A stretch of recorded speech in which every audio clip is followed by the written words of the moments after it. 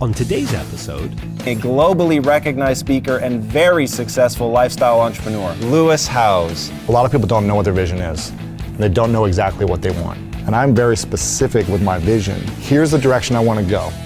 Now, it's not going to be a straight line. When you look at what holds people back, it is universally fear. Yeah. And it may be fear of different things, maybe fear at different stages. You are putting yourself out there. You're telling people, dude, this was the dream that I had then, not the polished dream that I want you to think I had. It's really interesting. I'm in control of my emotions. And as long as I'm allowing myself the permission to move forward with grace and make mistakes, then I feel comfortable with that. it's time to go inside Quest with host Tom Bilyeu, president and co-founder of the second fastest growing private company in America. And now he's uncovering the universal principles of success. I can tell you right now what principle number one is: follow your passion. Inside Quest starts right now. Hey everybody, and welcome back to Inside Quest. We are the metal forge for the mind. Our goal is to bring on amazing human beings that can melt our brain and help us reshape our minds into something more powerful with more fortitude. And today's guest is one of those people.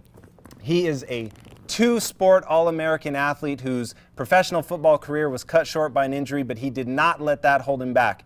He realized that he could set his determination, his intensity on anything that he wanted. So he set his sights on entrepreneurial success.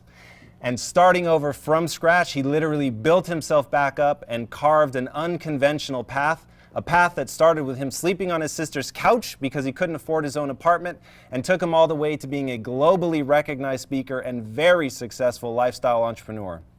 Please help me in welcoming a very powerful author, the man behind one of the most useful and successful podcasts that are out there today. He is the dean of the School of Greatness himself, Lewis Howes. Lewis, thank you so much, man, for coming on the show. Thank you. So we've had the good fortune of meeting beforehand and really felt a connection right away. I listened to a ton of your podcasts, and this woman here in the front row, Erin Woodbury, said, Tom, you've got to meet this guy, Lewis Howes. He's amazing. And I'm like, Lewis Howes, the guy from the School of Greatness? Yes. And she's like, I know him. He's amazing. He's incredible. You guys are really click. Luckily, we had the chance to meet. Yeah. Thank you so much for coming on the show today. Thanks for inviting me. Oh, man, for sure. The thing that I find so interesting about you is your success is literally born of a brutally painful, punishing obstacle that somehow you turned into the thing that became your success. Yeah. So you talk a lot about in your upcoming book, The School of Greatness, which comes out this fall? Yes, October. I've read the first chapter. It's utterly amazing. Thank you for the advanced copy, by the way. Yeah. And in that, you talk a lot about having a powerful vision and how necessary that is for success. So I'm thinking of you here on your sister's couch. What was the vision that you had then? Nobody knows who you are. You're coming off of a defeat. You're having to change the whole course of your life. What did that vision look like? I want to be able to make enough money to pay my own rent. That was the first vision. And I think a lot of people, especially entrepreneurs, get caught up in these big ideas or big visions when they're in a small place to start and when they feel like it's too unattainable. And so I always talk about starting with something simple, the next step. And so for me, the next step was to get off the couch and feel like I was an adult. Right. Because I felt like a child eating macaroni and cheese. And that was the first step for me, was to, what do I need to do to make enough money to get to the next step? It's interesting that you say that, and I actually really like the way that you phrase it. And it's, to me, the thing that makes you and a lot of the people that you bring onto your podcast so interesting is there are a lot of dreamers in the world, a lot of dreamers. But there are very few people who execute on that dream, and understanding that it's, in fact, there you have a quote, winners are made in the execution. I thought, oh man, that's so powerful, because that really is the gap between the people who finally get off the couch and the people that don't. And you talk a lot about the power of habits. So walk me through, what is your daily routine? What are the habits that you get into that are nice and simple, like your goal for getting off the couch? For me, it's simple. I get up and I meditate for about 11 and a half minutes. I've got an 11 and a half minute guided meditation that I used when I was a sophomore in college. And right when I started using it, I broke these world records. I started getting better grades, which was not that hard because I was a D student. So I started getting C's. I just felt like I was in alignment with who I was in the world when I was doing that. I felt like my health was on point and everything was coming my way. And I think it's because I got grounded in the morning. And so I would listen to this guided meditation every morning for a few years in college, and then somehow I stopped because I felt like I was in a groove and I didn't need it anymore. And I stopped doing it for about 5 years, and there was a lot of ups and downs during those 5 years. So I just got back on it a few years ago, and again, it's picked up that having that sense of grounded in the morning. And I remember yesterday I was actually freaking out. I have this speaker coach. I have this big presentation I'm giving in front of 4,000 people at a conference in a week, and I'm talking about a topic I've never talked about before. And usually when I speak or present it at an event, I'm very confident. I know what I'm saying. I've given the presentation a million times, but this is a brand new presentation. So for me, during this call, I was freaking out. I was so not grounded. I was stressed. I was very vulnerable. I was like, she said, "Why are you pacing back and forth?" Because I was like, I was really stressed out. And she put me through this 5-minute guided visualization during that moment to get me centered on, okay, what's your vision? What's your intention? And when I went back to being grounded, I was able to be calm even in the stress. And so in the morning, I always start with that. I start with gratitude as well. So I'll get up and say thank you and say what I'm most grateful for, just to myself. Then I get up and I do something active for about 45 minutes in the morning. And then I go into making my bed and starting the day. It's a pretty simple routine, Yeah. but hiding in there, I think there's a lot of really interesting stuff, and I kind of want to break it apart. So you talk about being grounded. When Tim Ferriss was on your podcast, he talked a lot about wanting to go barefoot out in the grass and being more grounded. Yeah. And it's one of the things when you asked him, like, hey, what would you go back and change? And he said, you know, I would just spend more time outside barefoot in the grass. Yeah. And saying that specifically because he wanted to be grounded. So talk to me, what does that mean? Like when you say grounded, I don't know that a lot of people understand. Sure. It's grounded in my vision. So the first step for me of getting to the next level, whether it's getting my own apartment, hitting a certain amount of subscribers, making my company in a certain amount in sales, whatever the next level is, losing 20 pounds, it's being clear on that vision and getting grounded on why I want to achieve that vision. And I think if my vision is to make a lot of money, then what's the purpose of that? If it's just to make money, to attract women, or for credibility, or whatever it is, then it's probably not going to be as a clear of a path. It's not going to be as smooth. Sure. When I'm grounded on my principles of why do I really want to make this happen? Why is it going to serve me, and how am I going to impact the most amount of people by doing this? Is there a physicality to it for you? So, and I'll explain what I mean by that. So for me, I've talked on the show before about, I don't do traditional meditation, I do what I call power meditation, right? I'm trying to focus all of my intent on something. But the thing I've never talked about before, and the thing that hides in between the lines is what I'm actually trying to do. Like there's so many things, right? When I'm not filming IQ, you have to think about my life. I've got 100 people coming to me, they're calling for my attention, they need 100 different things. I'm constantly having to shift my focus from one topic to the next, right? To touch all the things we have to move forward as a company. So for me, there's so many things that I'm trying to accomplish, all happening at once. I can literally feel my brain speed up. Now, there's times where that speed's intoxicating, and I feel like I can do a million things all at once. It feels fucking great, right? You feel like, dude, I am efficient. I am making the most of every second. And then there's times where that speed, bear with me, that speed turns into noise. And then all I can hear is the revving of the engine. And to ground myself, to use meditation as a way of slowing down so that I can become more efficient again. And I'm terrible with cars, so forgive me for using a metaphor that I may not be able to carry all the way through here. But you know, if you run the car too close to the red for too long, things start to fall apart. Yeah, of course. And it actually becomes backing off a little bit so that you can maintain sort of a running speed. So when you say grounded, that's what I hear, right? It's a quieting of all the non-essentials. Yeah. I think the challenge is a lot of people don't know what their vision is, and they don't know exactly what they want. They think they know, but they haven't really written it down. They haven't told the world, or at least their close network of friends. They're just like, well, I'm supposed to have a good job, or I'm supposed to be doing something inspiring, but they're not specifically saying it and specifically being intentional about it. And I'm very specific with my vision, and that allows me to stay grounded because I know here's the direction I want to go. Now, it's not going to be a straight line. It would be great if it was, but no matter what comes my way, I'm able to say yes or no, or able to dictate where my energy goes because of the vision. If I don't have a clear vision in mind, and I may never hit my vision. You may never hit 10 billion in sales. Maybe it'll happen, maybe it won't. Sure. You can work towards it, but things may come up that you can't help, right? But as long as I'm grounded and moving towards it, I'm in control of my emotions. that's what I'm in control of. Right. And you're in control of yours. And as long as I'm allowing myself the permission to move forward with grace and make mistakes, then I feel comfortable with that.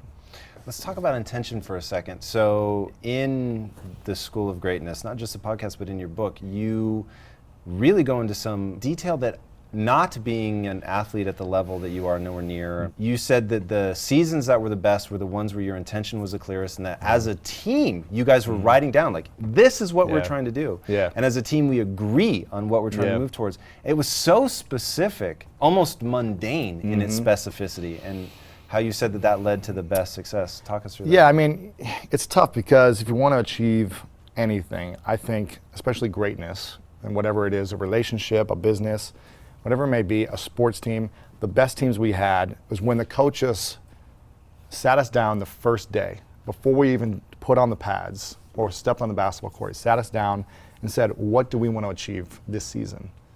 And we would literally spend 2 hours going over the number one goal. Is that to win the championship? Is that to go to the playoffs? You know, being realistic with what we had, but what's our vision? What do we want to achieve? So we all had this big dream that we aligned to as a team. And we'd make sure everyone was aligned to it first. Then we break down, okay, what's it going to take for us to get there? Then what's it going to take for each individual for us to get there? So we all had our own personal goals that we got to write down as well. When we all knew what we were working towards, it was much easier to get there. Right. As opposed to just saying, let's have a great game, or let's play our best. Right. But what are we working towards? So when we would go to practice, we would have an itinerary, specifically in football. We would have an itinerary of every 10 minutes what we were doing. So we're prepping, we're getting grounded and being intentional about getting ready to do defense or offense or whatever it may be. That for me was so powerful, to have a team set me up to win as an individual for my own personal goals with what I need to do every day. So in my life, I just applied those principles to my life when I was on my sister's couch. Right. I would write out my own itinerary every day. How much time am I going to work towards my health? When is that time? When am I allocating it towards? How much time am I working towards reaching out to mentors, to learning new information, to traveling to events, to consuming books, whatever it may be? How much time am I actually hustling? What's that time look like? Right. What am I doing to visualize, to do meditation? I had everything down every single day. And some people may say that's a little crazy or a little too much, Right. or too constrictive. But for me, I feel like if you want to achieve those results, you've got to be very intentional about every moment. And obviously there were days where I would relax and just hang out as well, but the more focused, the easier the opportunity to achieve. Right. One thing, and this, guys, really goes out to you at home, one thing that I think makes you so fascinating is in your book, you put down what your dream was. Like, you wrote your dream and published it in the book as written back then. There was so much like raw vulnerability in that. It's really fascinating. And this is something, it's going to come across so weird, but I'm going to say it anyway. Hey, when you look at me now, like, you're actually looking at me. A lot of times the guest is playing a tape in their mind, and I'm as guilty as anybody. There's things you've said a lot, and so you're just sort of going through it. But you're kind of freaking me out. Like, we're really like looking. Am I looking too much at you? No, it's fucking rad. But I'm just saying, Do people not look at you really? Not like that. I'm going to be They honest just look with over you. here and just let you talk? No, it's not. It's not weird. They're playing tapes, right? So they have the speeches they've given 1,000 times. I'm triggering those speeches. And so they're giving me those speeches. When I read your book, I was like, literally, one of the notes that I took was, this guy's fucking raw. Like, he's raw. You are putting yourself out. I have the chills. You're putting yourself out there. You're telling people, dude, this was the dream that I had then, not the polished dream that I want you to think I had. This is a dream I actually had when I was on my sister's couch. And there's like a real like rawness to it, dude. Who are you to dream that dream, right? You're like some guy on a couch. You failed at football. You got injured. No more for you. And that dream was so big and just rad, dude. And there's something about the way that you actually are here with me talking for real.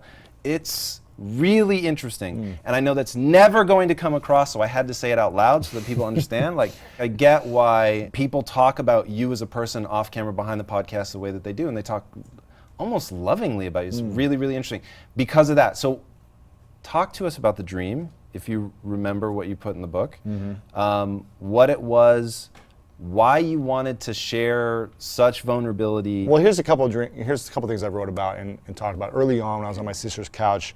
I remember just being broke, having no money, and feeling like a worthless human being. Like, literally, I felt worthless. I didn't know if I was worthy enough to make the money.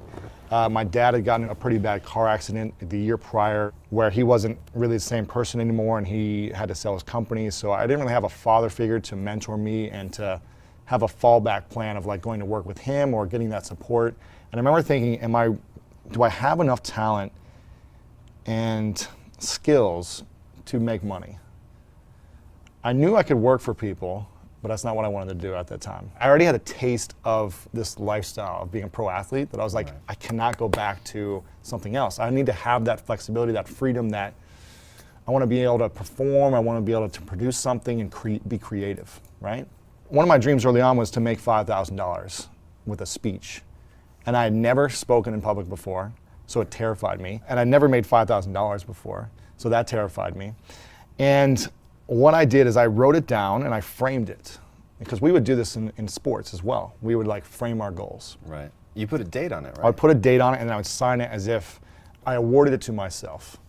But I would frame it in a nice frame and I put it up on my mirror and create like a certificate of achievement. You know, Lewis Howes has just been awarded $5,000 for giving this prestigious speech, right? And I would look at it every single day. And that may seem weird or a little like woo-woo-y or, but for me, seeing it every single day and being so clear that this was my vision, again, whether I achieved it or not was not the purpose, but being intentional on the direction I wanted to go towards.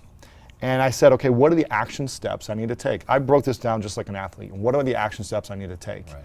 I need to find a coach, because I have no clue how to speak in front of people. I need to practice, and I need to figure out how to get to this point.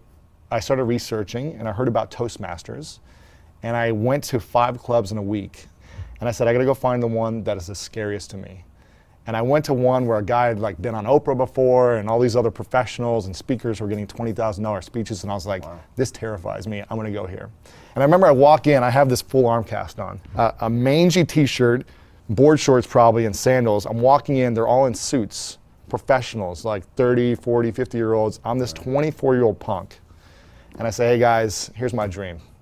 And I was terrified, but they were so supportive. They were so supportive, and they welcomed me in, and they said, we're gonna support you. Every week I would go and practice and show up. And every week I had a coach that would go over my speeches with me, these 5-minute speeches. And I remember the first 3 speeches, I got up there and I had word for word written out what I was gonna say, my speech. And I would spend weeks on these 5-minute, like simple speeches.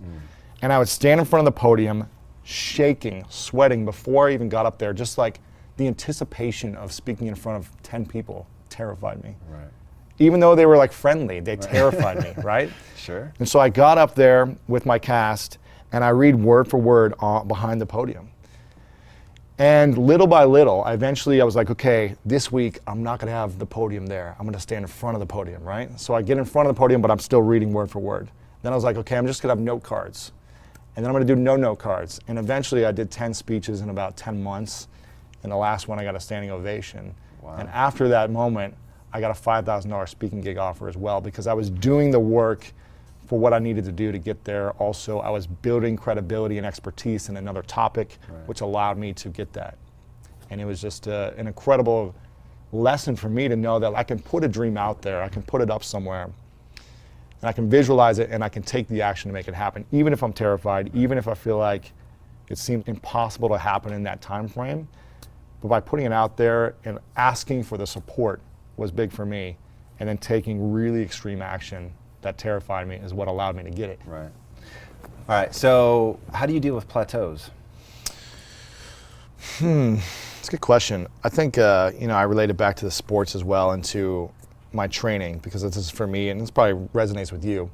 When I'm working out and I feel like I've done the same workout for too long, and I feel like I'm not getting any gains, I just mix it up. Right now I have a product I've been selling for like over 1.5 years, and I feel like it's kind of hit its peak. So what I need to do is either rebrand it, figure out a new angle, and I'm also creating other products as well to add into the mix. So I'm just not allowing it to upset me. I just understand that like it's gonna hit a plateau. Everything's gonna hit a plateau. So being able to be flexible, I'm adding new team members in to create new creativity and have new ideas to see what I'm missing, and allowing myself to play and be flexible and create other products. What do you build your sense of self-esteem around? I would like to say the people that have come before me, and my mentors and my family, and my parents. But how would you build your self-esteem around them? I build it around knowing how hard they worked for me. I mean, I really believe that, and so many people have helped me to, get to where I'm at. I just know it's taken thousands of people, whether they know it or not, to get me where I'm at. And I'm so grateful by that. And I'm so energized to be able to not let those people down. So for me, that energy, that inspiration of wanting to live a life of service really gives me that energy. You end each of your episodes of the School of Greatness with a moment of gratitude. Is that where that comes from, or what's that? I've just learned that being grateful is such a powerful thing, and it's hard to be angry or upset when you're living in gratitude. It's hard to be frustrated and mad or resentful or any negative energy when you're coming from a place of gratitude. But I'm not perfect. I go through mood swings. I have an ego that flares up sometimes. I have triggers. I have buttons that make me probably not the best human being in moments.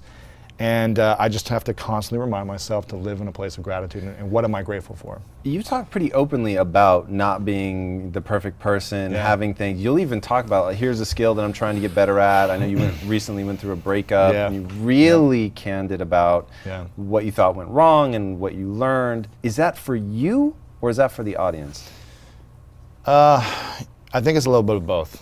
I mean, I opened up about a year ago about a topic of being sexually abused as a child by a man that I didn't know. And for 25 years, I didn't talk about it. No one knew this secret about me. And it left me living in a lot of anger and frustration and resentment and questioning and self-worthiness conversations. And it really owned me. This secret, this thing that happened owned me as opposed to me owning it and being responsible for it. And I remember I opened up to it, my family, about it a couple years ago.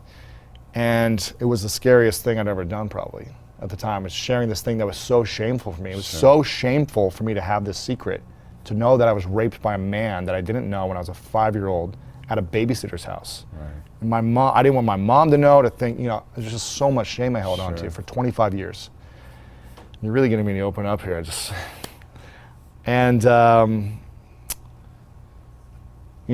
When I did that, it was the most freeing thing I've ever done. Is sharing, like, my secret, sharing the things that I'm the most ashamed of, and letting other people know about them. And I remember this is what I asked. I asked my brother this when I told him, before I told him on the phone. I said, "Is there anything I could ever say or do?"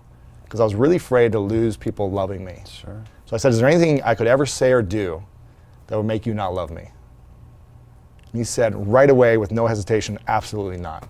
I don't care what you do, I'll always love you." And I think that was just my fear growing up. Like, what if people knew this? Would they stop loving me? Would they stop accepting me? Would they stop thinking of me in a certain light? It was so freeing to share and be vulnerable. When my whole life I was never vulnerable. I was like this cocky jock who never showed emotion or whatever. And when I did that, and I told every one of my family members, and I asked them the same question, "Is there anything I could ever do or say that would make you not love me?" And they all said, "Absolutely not. We love you." So it gave me permission to be open and share. And I finally had the courage to do that. For 25 years, I didn't have the courage to do that until I was 30 years old. And then I said, you know what? I started telling my friends and opening up. Because I was like, what if my friends don't accept me for what's happened in my past? I opened up, they all accepted me. And for months and months and months, I thought about, should I open up about this to my audience? Is that going to alienate them, or are they going to think of it as like a marketing thing, like me trying to get attention? So I didn't want to do it. I was like, I'm not going to do it, because I want it to be so authentic if I share anything. And then the more people I was telling it to one-on-one, they were like, I think you could really help heal a lot of people by you sharing this. Because not many men open up about this. A lot of women do, but not many men. Right. And I opened up about it, and I remember just being like, I waited for it for like a month. I did an interview with a friend of mine who I felt could really support me sharing this information. And I held on to this episode for about a month before publishing it. And I remember thinking, I just got to do this and trust that it's going to help. Even if it helps one person heal and everyone else hates me for it, then I did my job. Right. And I posted it at like 11:30 or something at night. And then I was like, I need to go to bed because this is probably going to be overwhelming. I woke up and I had hundreds of emails in my email box of men messaging me, opening up about what had happened to them. I mean, I couldn't believe my story was like a PG story compared to the stories that men emailed me about the rape and the sexual abuse. 1 in 6 men have gone through some type of sexual abuse in their life. And to hear those stories, what I realized is I gave them permission to be free of them, to be free of these stories and free of this pain and struggle. And they said, this is the first time I'm ever talking about this. And thank you for giving me permission to open up. The feeling I'm getting just by writing this is making me feel free, like I can let go. And I think that's a lot of what's in the way of people getting to the next level. In business, relationships, health, anything, is the emotional things that we hold on to. The shame, the resentment, the fear, the anger, whatever it is that we have, we all have our own stuff. My stuff may be, again, PG rated compared to a lot of people's, but for me it seems really hard. But it's how we are able to manage it and be free of it, I think, is what allows us to take things to the next level in life. Man, that's incredible. And being able to, so it's incredible on 2 levels. One, what you said is obviously people look up to you, you're in a position, you have a voice. And in being the one to display the courage and to put yourself out there, obviously for people that look up to you, it gives them a similar courage, right? If Lewis did it, then I can do it. And it's amazing because it's so fundamental to the human condition to be somehow eroded internally by something you are convinced defines you and nobody else cares. You know what I mean? And not that they don't care, like they're truly apathetic, in that it doesn't diminish you in their eyes at all, like not in the slightest. They're not, that isn't what built value in their mind about you, and yet it so clouds your own vision of yourself. And you know, look, I get what you're saying. It's degrees, and some people have been through much worse things than I'm sure you, and you've been through worse things than other people in it. But yet we all end up getting tripped up, caught up by those emotions. And when you look at what holds people back, it's universally fear. And it may be fear of different things, maybe fear at different stages, but it really comes down to, are you able to accept that other people may have a diminished view of you if that thing gets out, right? Yeah, exactly. And that's really amazing, dude, that you're willing to put that out. And I think that's become a central part of your persona, and spending this kind of time with you today, I'm realizing it's just a central part of who you are. Well, here's the thing, and I'm sure you've realized this, but when we are guarded or put on a persona, or we try to look perfect all the time, we get caught in perfection prison, and we are trapped by this perfectionism, this approach, which also holds us back from ever launching something, from ever putting something out there, putting our music, our art, because it needs to be perfect. Right. And so a lot of people don't create or put it out there because it's not ready. It's never ready for them.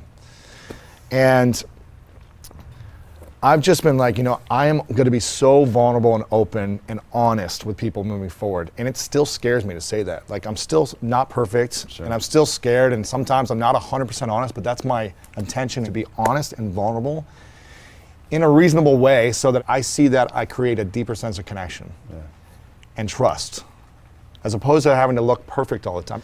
And by doing that, I think we're able to connect with people. I mean, there's no way you've been able to build this company as big as you have and have thousands of employees without you being honest and creating connection with everyone here. There's no way that these people would have so much energy and passion for this brand and this company without you guys being honest, open, and connected to your vision, and connected to their vision as well.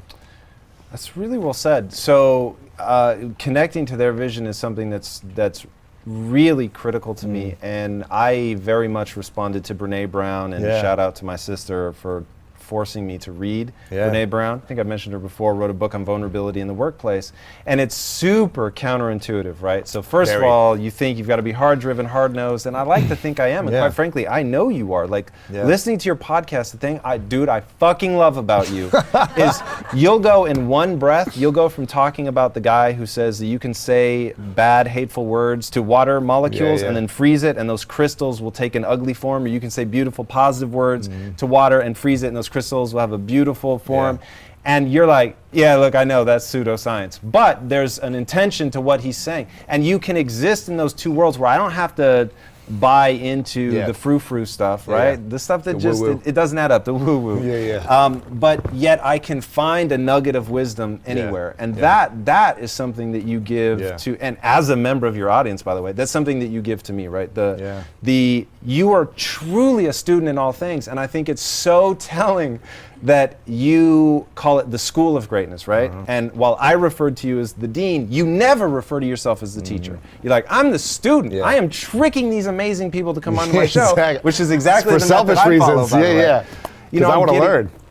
Exactly. I want to learn. And I'm bringing these people onto my show so that I can pick their brain. And it's being able to, okay, if you're going to make a statement like vulnerability serves you, you better be able to execute on that, right? You better be able to build a big ass podcast. You better be able to write a book that's going out into print. You better be able to command tens of thousands of dollars to speak, and you do. So it's like there becomes this, it's like Michael Strahan. I don't know if you know Michael Strahan. Michael Strahan can go on live with Kelly and Michael and be goofy as hell because that dude was killing people on the football field, right? He outworked everybody. He was famous for just grinding it out and putting in the work. He played in the NFL for 15 years in a grueling position. His pinky literally looks like an alien object. It's like all bent and contorted. And you just hear this guy, and he was like, when I flip a switch in my mind, dude, I'm all in, I'm coming after you, I'm getting this shit done. But I can put on glow-in-the-dark glasses, right? And he can pull it off in a way that somebody else can't because they don't have that other side. And you had Dale Partridge. Oh, I'm not sure it was Dale that said this, though. Forgive me. But you had somebody on your show who was talking about bringing real-world advice to relationships, and he teaches women. Help, who was it?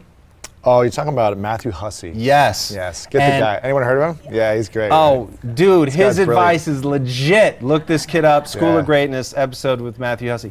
Really, really interesting stuff. And he was saying when you find people that have combinations of almost contradictory elements, so he's... So it's the guy who's nice and a little naughty. Exactly. That really pulls the women in. Exactly. And not just nice all the time, but has a different angle as well. Right. And that's how I feel about you. You've got the obviously you can go deep on vulnerability, and you opened up to, I mean, I'm sure you guys felt it. I don't know if it conveys online, but like you created this vibe where we all felt like, you Hopefully it wasn't too deep for everyone. No, not at all. It was, honestly, man, that was a beautiful human expression, and I'm truly grateful for you to be willing to do that, because I want to exist in a world where I don't always have to be Tom. Do you know what I mean? Like, they all certainly have an expectation of me as a certain person, right? I have to be, as the head of the company, they just think I'm going to be a certain way at all times. So how do you handle that then with being open and vulnerable and you know, connecting with the vision of the company, but also showing that you're a real human being? Authenticity is it. And I know there's some times where people are surprised by the things that I say, but it's like, it's all real. And wait, so, really quick. Yeah. Do you guys like how authentic he is, or do you wish he would be more of a jerk? Or do you wish that I was nicer and less authentic? Maybe that's the better question, right? There was no response, so No, is it great that he's authentic? Do you guys really? Yes. Okay, cool. They're being paid. And they're not just. Let's keep that in mind.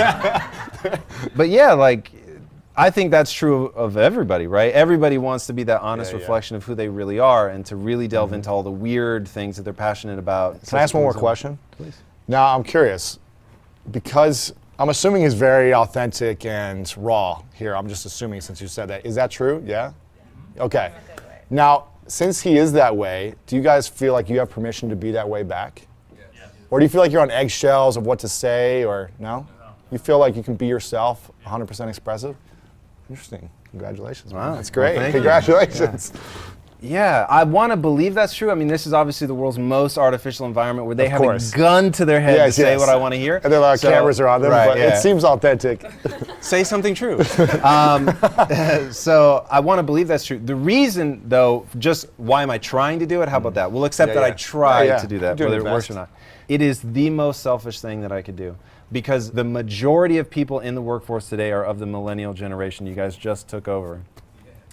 And the thing, but from generation to generation, there really are differences. And it's hilarious. Obviously, you can look back at Socrates, and they're saying the same thing about their kids that we say now. Yeah. So, I mean, it's like all that holds. But there really are generational differences. And one of the things that I think is just abundantly true of the millennial generation is a real desire for engagement. Yeah. So the drug of choice of old was security, right? Yeah. I want job security. I want the gold watch when I retire. I want to work for one company. I want to work my way up. I want to know that I'm going to have that job forever. Right. And you saw people clocking 30 plus years at one company.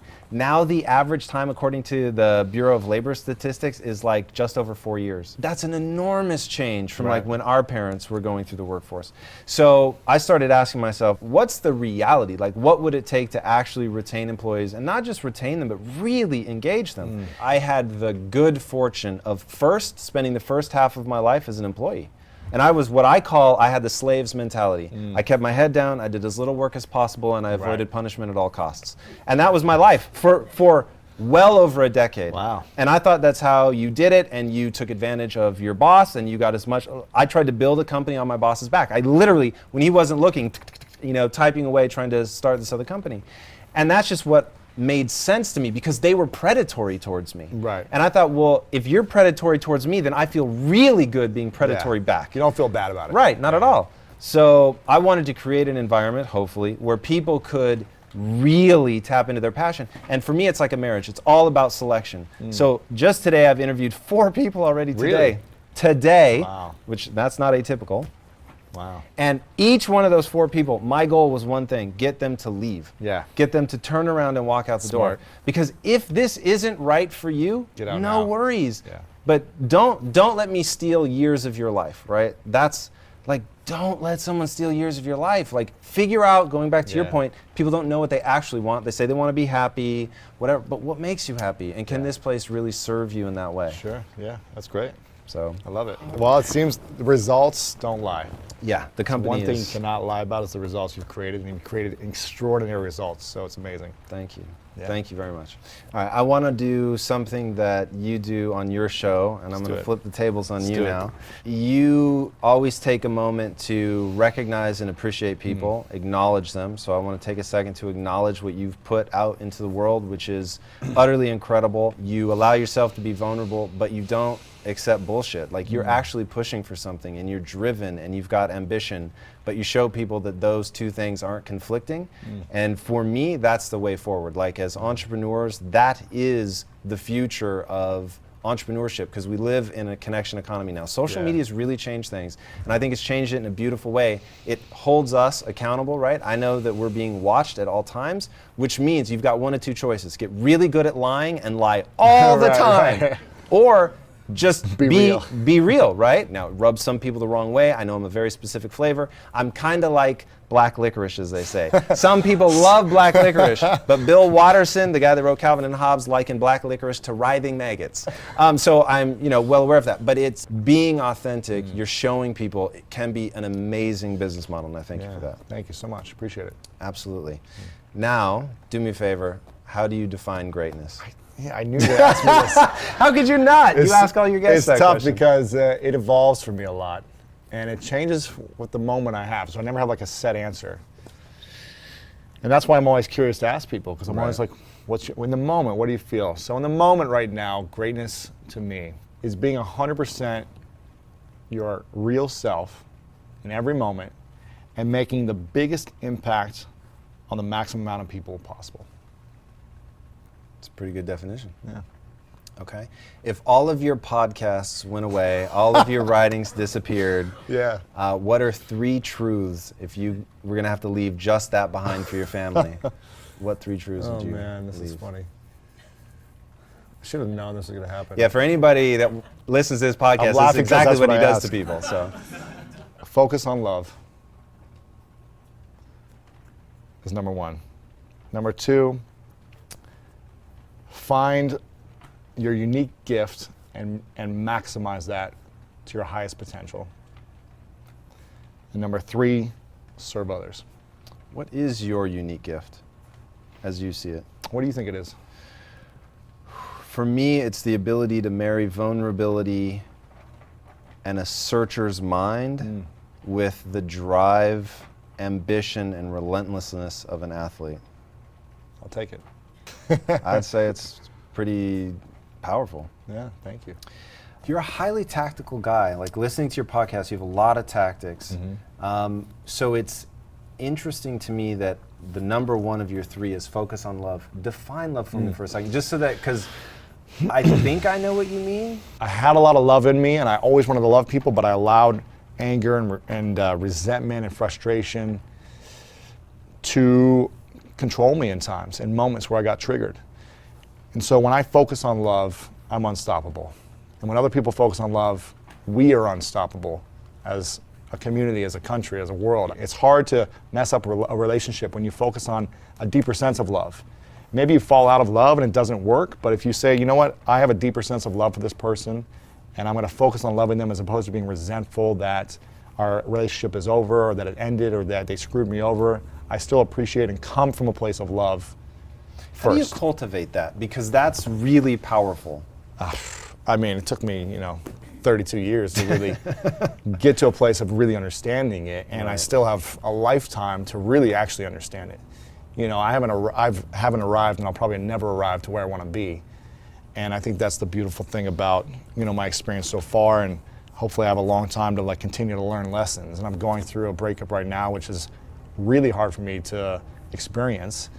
But I'm also looking at what is the beauty that I can take away from this? What's the beauty, and how much more can I love myself and other people moving forward? And where did I miss out on love? Where did I mess up? Maybe I wasn't being loving. I get to really take a look at myself and say, where am I responsible of missing out on this opportunity?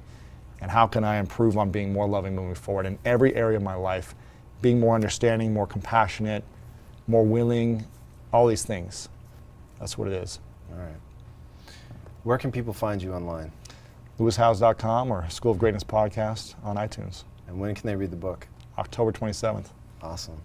Man, I can't thank you enough for coming on this show. Thank you. I think you have shown people that being authentic, being vulnerable, and being driven is an incredibly powerful combination. So thank you so Thanks, much Tom. for coming on Appreciate the it, show man. and sharing Thank with you us. very much. That Yeah, was appreciate you. absolutely incredible. Great questions. Thank you all. I appreciate it very much. Thank you. All right, guys, this is a weekly show, so be sure, if you haven't already, to subscribe right there, and you can check us out at InsideQuest.com. I cannot promise that all of our guests will drag you as deeply into the human soul as Lewis Howes, but we try to bring on people that are really going to help you push things forward. Man, I hope you're paying attention, because this show is changing my life, and I mean that sincerely. Moments like today where somebody cuts through to the soul, looks beyond the eyes into who you really are, is absolutely fascinating, and I hope that you're getting at least a portion of that on your side of the camera. Lewis, this has been phenomenal. Guys, we will see you next week. Until then, be legendary. Take care. Dude,